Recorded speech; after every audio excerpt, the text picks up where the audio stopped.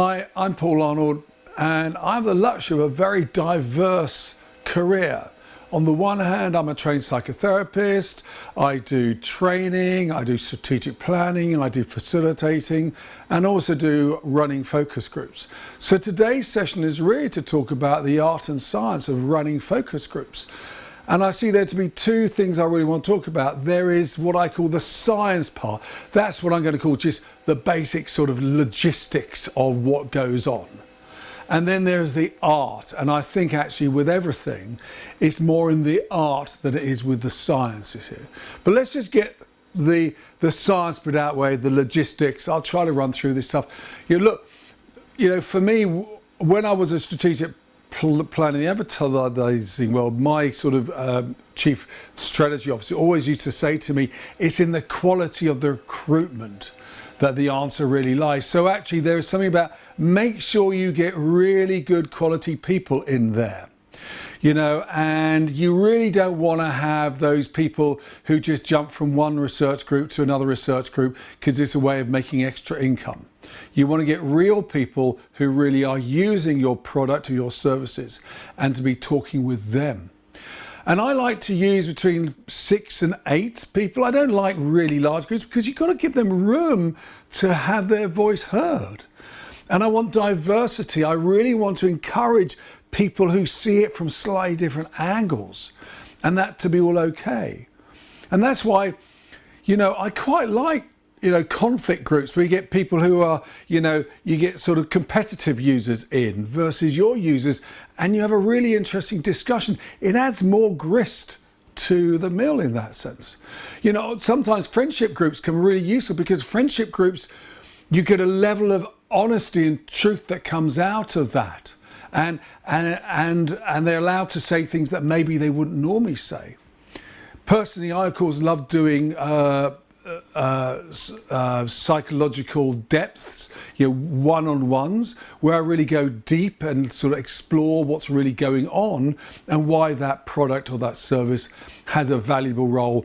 Because very often when people are buying a product or service, it's actually for a much deeper level need they're trying to get to rather than just because they want to have, a fresher breath. Obviously, we need the discussion guide. And my advice is with the person who's recruiting you to do this, you've got to buy flexibility. What I don't want to do is feel that of the 25 questions we've got, and there's stakeholders who come in and ask their various things like that as such, you've got to ask all the questions all the time, and you've got to have the ability to actually follow what I call the energy of the room and go to where other people are talking about. And as I often say, very often you're not going to do everything all in the same way for every single group. So maybe the first couple of groups you'll be exploring the territory a bit, then you would have realised that you can drop that stimulus and that concept, and then you can focus. And you've got to therefore be using the 4, 6, 8 groups to really be focusing down to get to actually the nub of what the issue is about. Clearly there's all the normal things about having a room, giving them some sort of refreshments, particularly if it's a night time because they get tired, the ability to record, asking for permission, all that stuff like that, which we've got to make sure we do. When it comes to stimulus, I don't want too much. I've been in rooms when there's so much and you just confuse the poor respondents. So actually less is more, and then we can dig into more depth into them. And maybe you've got a few sort of hero things, and maybe, we've got another version of that. So use that to help them make sense of all that stuff. I think there's exercises work really well, particularly creative exercises, where you'll get them to design the poster, they have complete right to go and design what the product's about, or even those just very plain ones where they've got the concept and they're writing up what they mark, what they like, what they don't like, or, giving the concept a name, because that very often helps you understand what they see the core of it to be. as regards you in the room, there's something about you creating a safe space for them. There's got to be about respect, because the non-verbal communication will say, like, if you sit there as this lording over people, that's not really going to work. In many ways, you know, as a psychotherapist, we like to be at an equal level, you know, because then that allows the person to feel it's safe and they're not sort of being judged in any way. And certainly, you know, this idea about non-judgmental listening is really powerful stuff, because as soon as you wince or do anything, you're going to close them down.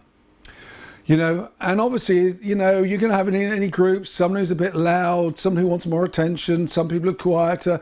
And you'll use all your normal skills to be inviting Jean in, you know, say, that's great, you know, Maggie, we've heard some really interesting stuff from you. I just would really love to hear from a few others. Do it in a very nice, supportive and a respectful way.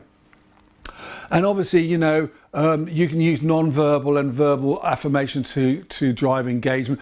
The nodding, you know, the smiles. Oh, wow, that's really interesting. All those things. And the classic thing is to ask open questions rather than closed ones. Yeah.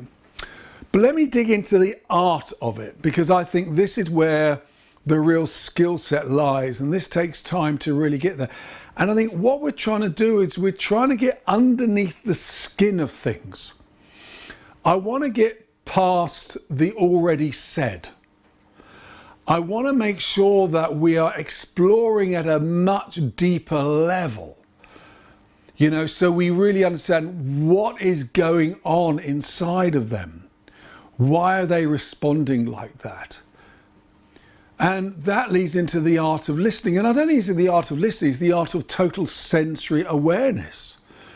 So in other words, we're listening to language, the specificity of the words they choose to use, the tonality they say things, and if they hesitate, or they speak really fast or really slow, you know, or their body language. What are they doing with their body? You know, and that is all powerful, and that's where you explore. Oh, Jean, I just noticed that your eyes dropped just then. I wonder if you can tell, you know, what's going on for you when that happened. So all this becomes, to quote that lovely line from the Leonard Cohen song, it's the crack that lets the light in. And there's something that those small little bits are really important. And that's why you've got to be really aware. And when I talk about the art of listening, it's not just about openness and not just waiting for your turn to say something. It really is, you're listening at multiple levels. Sure, you're listening to their narrative, but you're listening to what's the emotion behind it. You're listening to what I call the schema. What's their mental representation? They're going, what is the sense making? How does this fit within their life? And this is where the depth really comes into. And the power of silence is really, important to stress, because all too often in our own anxiety, we can be jumping into the next question, particularly if we've got a whole list, that's come from the back room. And there's something about just sit in the silence and allow them to fill the space. And then what happens? Magic happens, And like I say, follow the emotion. Don't look, we're not buying things for rational, we're buying things for emotional. So what's the emotion this engenders? What's the feeling that we're getting? And then follows that. That is where the real answer is going to come from, when we follow the line of emotion rather than the line of logic. And then also follow where the energy is. Okay, you've got your the order you're going to do, but if the energy goes over there, follow it. Like a bloodhound, follow that, because over there may be something really interesting. And be explorative, be curious, be deeply curious. Wow, what's that about? You've always got other groups to come back to. So, as I said, it's the art and science, and the logistics takes care of themselves. Is how can you be in that space? And as a psychotherapist, we talk about creating a safe space and us being open. And in almost like what I suggest as a final thought is, before you run a group, you need to take a bit of peace and quiet amongst yourself to settle yourself. So when you walk in that room, you are open to hear and sense, more importantly, what is really going on. I hope that helps. Obviously, you know, I run workshops about how to actually run focus groups, but obviously I also do run focus groups as well. Thanks for your time. Bye.